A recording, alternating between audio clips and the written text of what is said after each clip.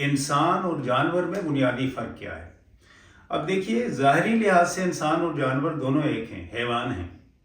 حیوان کے معنی ہوتے ہیں، یعنی جسے کہتے ہیں جانور، جانور جان رکھنے والا۔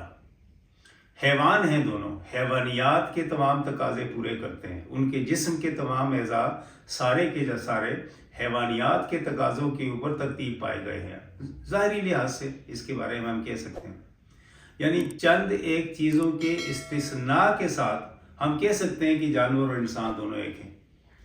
صرف کبھی ایسے ہوتا ہے کہ ان کے ہاتھ پیر میں کوئی فرق آ جاتا ہے، کبھی دم اس کی ہے، کسی کی نہیں ہے، کسی کی آنکھیں بڑی چھوٹی، ناک ہے، اسی طریقے سے زبان ہے ہر ایک کی، دل ہے، اندر کے آرگن سارے سب کے سب انسان اور جانور دونوں کے حیوانیت کے ناطے سے پورے ہیں، سب کے ایک جیسے۔ اسی طریقے سے ظاہری لحاظ سے کچھ چیزیں اور بھی، مثلا کسی کے سینگ ہیں، کسی کے نہیں ہیں، کسی کے کان لمبے، کسی کے چھوٹے۔ ان استثناؤں کے ساتھ ہم کہہ سکتے ہیں کہ یہ دونوں تقریباً ایک دوسرے کے مماثل ہیں، ایک جیسے ہیں۔ لیکن اگر اس کو بنظر غائب دیکھا جائے، بڑی عمیق نظروں سے مطالعہ کیا جائے اس کا، تو انسان جانور سے بہت مختلف ہے، بہت مختلف ہے۔ اب دیکھیے، جانور عام طور پر کیا ہے یہ کہ وہ جسمانی لحاظ سے ساری چیزیں یکساں رکھتا ہے، لیکن انسان اس کے علاوہ آپ دیکھ لیں، جسمانی کے علاوہ اندر کی باتیں دیکھ لیں، روحانیت دیکھ لیں، یا اس کا کریکٹر دیکھ لیں، کرداری لحاظ سے دیکھ لیں اس کو، تو وہ بالکل مختلف ہے۔ یعنی انسان کو اللہ تعالیٰ نے یہ صلاحیت دی ہے، یہ جانوروں کے مخالف، یعنی جانوروں کے بالعکس، یہ اللہ تعالیٰ نے اس کو خصوصیت دی ہے کہ وہ کسی ایک چیز کو پکڑتا ہے تو اس کی اگلے سرے تک جانے کی صلاحیت رکھتا ہے، یا کسی آخری سرے کو پکڑتا ہے تو بنیاد تک جانے کی صلاحیت رکھتا ہے۔ مثلا کسی چیز کی اصل کو پکڑتا ہے، یا اس کو معلوم ہو جاتی ہے اصل اس کی، تو وہ فر تک چلا جاتا ہے اور اس کی آخری شاخوں تک چلا جاتا ہے۔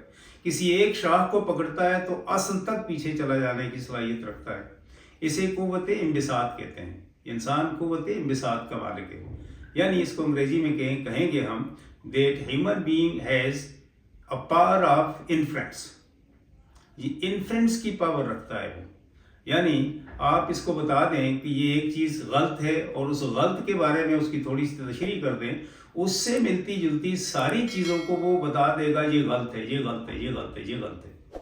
اور اگر کہا جائے کہ یہ صحیح ہے اور اس صحیح کی یہ کوالٹی ہوتی ہے، تو اس سے انفر کر کے بتا دیتا ہے کہ یہ صحیح ہے، صحیح ہے، فہرست اور لسٹ خود بنانے کی صلاحیت رکھتا ہے۔ اب دوسری جو اس کی اندر قوت ہے جو جانور میں نہیں ہے، وہ کہا جاتا ہے کہ وہ جمالیات کا ذوق رکھتا ہے۔ انسان حس جمال سے بھرا پڑا ہے، وہ دیکھتا ہے یہ حسین ہے، یہ خوبصورت ہے، یہ بہت ہی زیادہ خوبصورت ہے، یہ اس سے کم خوبصورت ہے، یہ انیشل سٹیج پر ہے، یہ بدصورت ہے، یہ بہت ہی زیادہ بدصورت ہے، یہ انتہائی بدصورت ہے، اور یا اس کی انیشل سٹیج میں بدصورتی ہے۔ جی، جمال کے ناطے سے رنگوں کا مکمل طور پر انسان جمالیاتی لحاظ سے پورا علم رکھتا ہے اور اس سے تسکین پاتا ہے، دوسروں کو اس کے بارے میں بتاتا ہے اور خود ان کو سیگریگیٹ کرنے کی صلاحیت رکھتا ہے۔ جانور میں حس جمال نہیں ہے، یہ دوسری حس ہے، یا دوسرا اس کا ڈفرنس ہے جانور سے انسان کا۔ اس کے علاوہ انسان اخلاقیات کا مجموعہ ہے۔ اب دیکھیے، اخلاقیات کو ہم کسی ایک لفظ میں اس کا ترجمہ نہیں کر سکتے کہ یہ اخلاق ہے۔ ہر وہ اچھی خوبی جو ہمارے اندر، یعنی اندرون میں، جسے ہم کہتے ہیں قلب و روح کے تقاضوں کے ناطے سے جس کو تسکین ملتی ہے، یا جس سے معاشرے میں مکمل طور پر فروغ ملتا ہے، جس میں معاشرہ بالیدگی پاتا ہے، جس میں معاشرہ پنپتا ہے، جس میں معاشرہ اس کو احسن گردانتا ہے، وہ ساری کی ساری چیزیں ہمارا کردار ہے، ہمارا اخلاق ہے، ہماری اخلاقیات ہے۔ چھوٹی سی چیز، ہماری گفتگو کا انداز، ہمارے بولنے کا، اٹھنے کا، بیٹھنے کا، چلنے کا، ٹھہرنے کا، آرام کرنے کا، استراحت کرنے کا، دوڑنے کا، ایون دو کی کسی سے مکالمہ کرنے کا، کسی کی بات سننے کا، سنانے کا، اسی طریقے سے کہیں اپنا مدعا بیان کرنے کا، دوسرے کا سننے کا، دلائل دینے کا، اس کے آداب ہیں سارے۔ یہ سارے جتنے آداب ہیں انسان کا، ماں باپ کے ساتھ اس کا رویہ، بہن بھائیوں کے ساتھ، عزیز و قارب کے ساتھ اس کا، اسی طرح ہمسایوں کے ساتھ عزیز، یعنی what ever he is doing, professionalism میں جس طرح کا پروفیشن اپناتا ہے وقت کی اوقات کی پابندیاں اس کے ساتھ وٹ ایور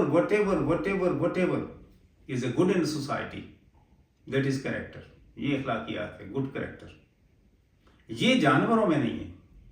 اس سے اگلی بات جو اس کو ان سے ممتاز کرتی ہے کہ انسان اپنے حال میں لے کر مستقبل کے لیے مکمل طور پر پیش بندی کرتا ہے اور ایک پلاننگ کرتا ہے. مکمل طور پر کوئی ایک چیز دے دی جائے, مثلا سٹرکچر بناتا ہے تو وہ کہتے ہیں یہ ایسے ہوگا, ایسے ہوگا, ایسے ہوگا, ایسے ہوگا. میں یہ کام کرتا ہوں تو اس کے بعد آنے والے میری اولاد کے لیے یہ ہونا چاہیے, میں اس کے لیے یہ پلاننگ کرتا ہوں. میں کوئی بزنس شروع کرتا ہوں تو کل اس کی کیا اسٹیج ہوگی, اس کے لیے پہلے سے پریزمپشنز پیدا کرتا ہے, ایزیوم کرتا ہے اس کو, اور اس کے بعد اس کے مطابق اپنے تمام کے تمام جتنی بھی اس کے پاس مالی قوت ہوتی ہے یا پھر افرادی قوت ہوتی ہے اس کو لگا دیتا ہے, جو اس کو جوت دیتا ہے, اس میں مکمل پلاننگ کرتا ہے, منصوبہ بندی کا حامل ہے. جانور میں یہ چیز نہیں ہے. اسی طرح جانور کی خصوصیات کے ناطے سے اگر دیکھا جائے تو انسان کی خصوصیات کے ناطے سے انسان اپنے تمام کیے کا اس دنیا میں جو کچھ کرتا ہے اس کے لیے یہ خصوصیت اللہ تعالیٰ نے رکھی ہے کہ اسے اللہ تعالیٰ نے بالکل آزاد بنایا ہے. تعلیم دینے کے بعد اسے آزاد کر دیا ہے کہ آپ چاہو تو برائی کا راستہ اختیار کرو یا اچھائی کا.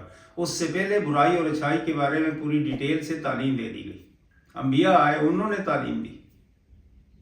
اس کے بعد انبیاء کے بعد جتنے بھی لوگ جو اس انبیاء کی تعلیمات پر پورا اترنے والے ہیں وہ تعلیم دیتے رہے ان کو. اس کے بعد اس کو آزاد چھوڑ دیا گیا کہ وہ اچھا کرے یا برا کرے. وہ اچھا کرے گا تو اس کو ریوارڈ ملے گا, برا کرے گا تو اس کو اس کی سزا ملے گی. اسی پہ اس کی پوچھ گچھ ہوگی اس کی.